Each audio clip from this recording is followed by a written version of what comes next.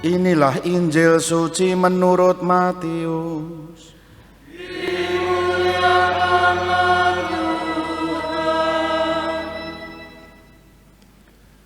Sekali peristiwa Yesus bersabda kepada para murid, "Setiap orang yang mau mengikuti aku harus menyangkal diri, memikul salibnya, dan mengikuti aku. Karena barang siapa mau menyelamatkan nyawanya, akan kehilangan nyawanya. Tetapi barang siapa kehilangan nyawa karena aku, ia akan memperolehnya.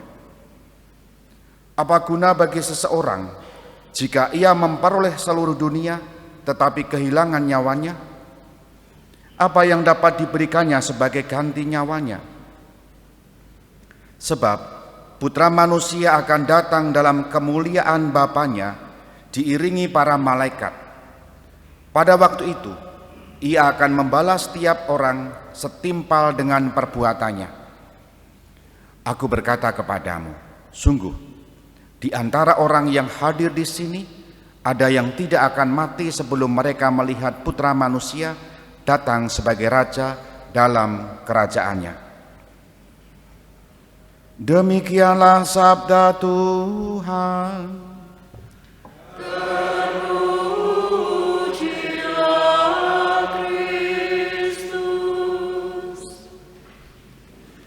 Saudari-saudara yang dikasihi Tuhan, baik yang di gereja maupun yang di rumah masing-masing, selamat malam berkah dalam. Ada salah satu pasang calon manten yang mereka sudah cukup lama berpacaran. Tidak berani segera untuk mengambil keputusan menikah. Bukan karena soal pertama-tama tidak direstui oleh orang tua, tetapi cara pandang mereka bahwa mereka belum siap secara materi. Gojak-gajek, dan akhirnya salah satunya yang pria mengatakan, "Nek, kalau kita bersama-sama," artinya percakapan mereka, bukan saya loh ya, "kalau bersama-sama membangun hidup berkeluarga, berarti harus siap untuk hidup susah. Harus siap hidup yang di luar rencana-rencana. Harus berani menanggung resiko atas keputusan itu." Dan mereka akhirnya sudah menikah karena kesadaran betul bahwa yang dicari dalam hidup berumah tangga adalah hidup bersama dan juga mereka saling mendukung satu sama lain. Nah, yang menarik bagi saya adalah ungkapan ini. Kalau mau menikah harus berani menanggung hidup yang susah.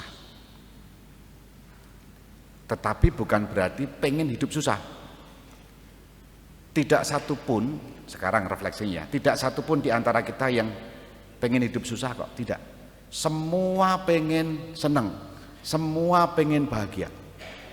Yang bakulan pengen laris, yang pengusaha pengen sukses, yang jualan warna-warna pengen sukses juga, yang sekolah, kuliah, macam-macam pengen berhasil juga dengan nilai yang baik. Cita-cita itu, keinginan-keinginan itu, harapan-harapan itu memang tinggi. Tetapi kadang lupa, harus siap juga menanggung kemungkinan sebaliknya. Nah, kemungkinan yang sebaliknya inilah yang seringkali tidak disiapkan, tidak disadari. Bagi saya, calon pasang manten yang sekarang sudah menikah dan puluhan tahun sudah menikah, inspiratif memang. Yang dipikirkan adalah resiko-resikonya, kemungkinan-kemungkinan yang sebaliknya di luar harapan-harapan ideal. Saya merasa kisah itu dekat dengan bacaan Injil untuk kita bersama-sama merenungkan. Yang diwartakan oleh Injil Matius ini adalah resiko, konsekuensi ketika seseorang mengikuti Yesus. Latar belakangnya adalah ketika Yesus mewartakan, memberitakan penderitaannya kepada para murid, yakni bahwa dia akan menderita, wafat, dan bangkit.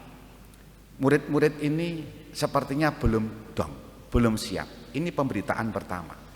Oleh karena itu kalau nyambung dengan bacaan kemarin, Petrus mengungkapkan tidak mungkin bahwa anak manusia itu menderita seperti itu. Maka Yesus menegur Petrus, "Enyahlah engkau iblis," gitu kan kemarin bacaannya.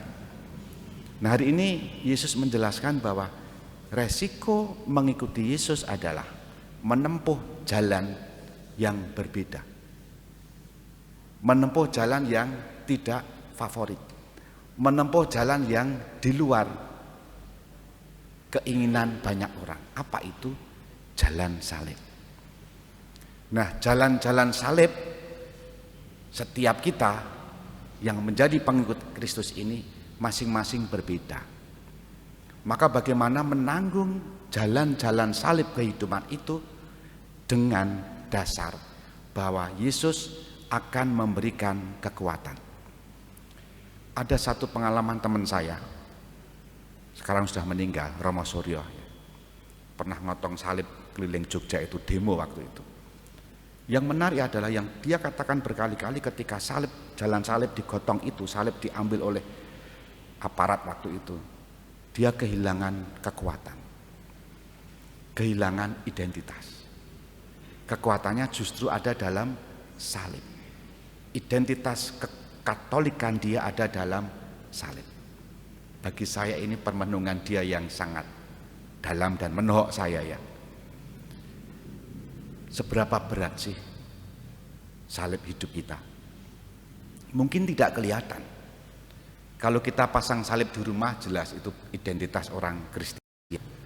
Tetapi bahwa ada salib-salib tertentu yang tidak kelihatan, yang barangkali tersembunyi, yang barangkali tidak bisa kita ungkapkan.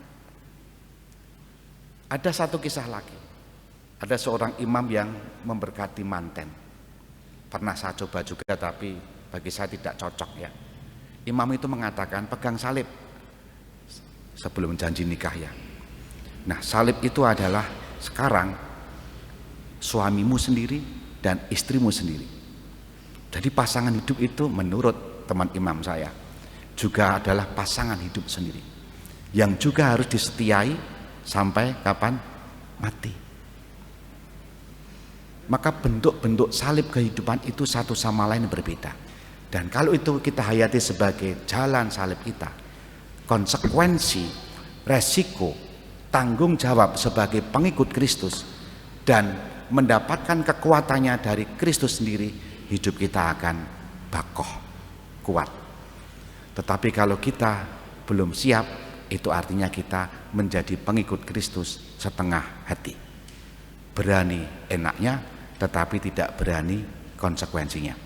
Yesus tadi bersabda kepada kita semua, karena barang siapa mau menyelamatkan nyawanya akan kehilangan nyawanya, tetapi barang siapa kehilangan nyawa karena aku, ia akan memperolehnya.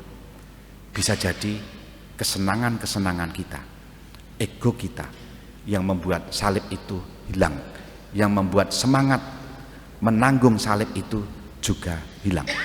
Maka berkat salib sebetulnya kita juga dikuatkan. Moga-moga adorasi ini kita disadarkan, mendekatkan hidup kita, menceritakan kisah salib kita di hadapan Yesus nanti yang kita sembah bersama-sama. Kita hening sejenak.